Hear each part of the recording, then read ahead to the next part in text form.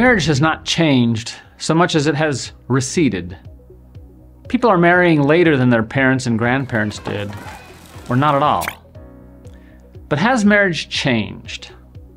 Not so much. Here are 4 hallmarks of marriage that have not changed. First, marriage is widely understood as a comprehensive union. We're sharing life together, linking our wills, actions, and resources. The philosopher Edith Stein described it as follows: "Man and woman are destined to lead one life with one another like a single being. We don't simply live with our beloved, we live for them." Second, most marrying couples anticipate having children.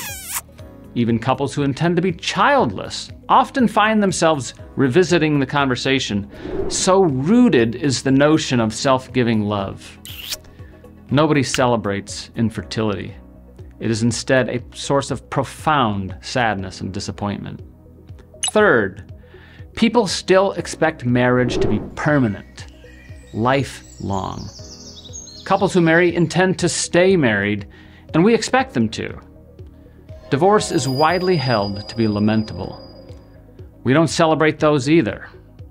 Even when separation brings relief, there remains a sense of the loss of what could have been. Finally, sexual fidelity is expected in marriage. This is not just a religious norm, a relic left over amid wide secularization. No. Infidelity wounds marriage. It may happen, but it is understood as a violation, a mistake, a betrayal, a signal of something well short of what is expected. The wider LGBTQ movement wants global access to civil marriage. But at the same time, many harbor deep reservations about these hallmarks of marriage, especially fidelity, permanence, and children. Is fidelity a problem for same-sex marriages? For men? Absolutely. Using population-based data from couples, a Stanford University demographer recently observed that among civilly married gay men in the United States, 21% reported at least one other sexual relationship in the past year. Among these, the average number of extramarital partners was closer to 2 than to 1. That doesn't sound like love is love to me. That sounds more like objectification and consumption. The data also revealed that same-sex marriages were less stable. Stability was lowest among formalized unions between 2 women, with nearly 6 out of 10 having dissolved within 2 decades. This same pattern is discernible in Norway, Denmark, Belgium, the Netherlands, Spain, England, Wales, and Colombia. And finally, some perspective on the magnitude of the whole matter.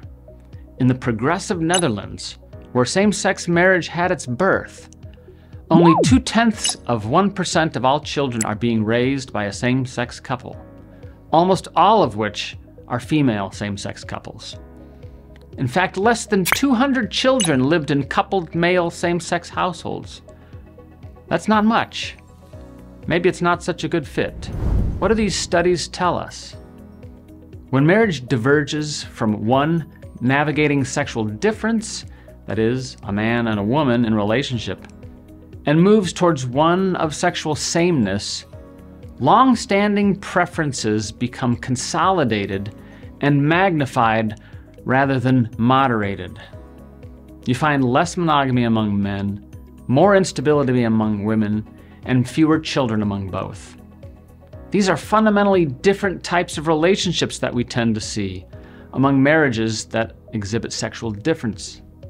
I'm not claiming that. It's what the data reflect. Perhaps marriage hasn't really changed. Perhaps some nations have bent their laws to accommodate what is an awkward fit. But I'm not worried about marriage. It's a natural institution. It won't disappear, and it won't be queered. Its long-standing norms aren't nearly as malleable as you think. My advice: don't harm it, don't try to change it, and don't even try to stimulate it. Respect it.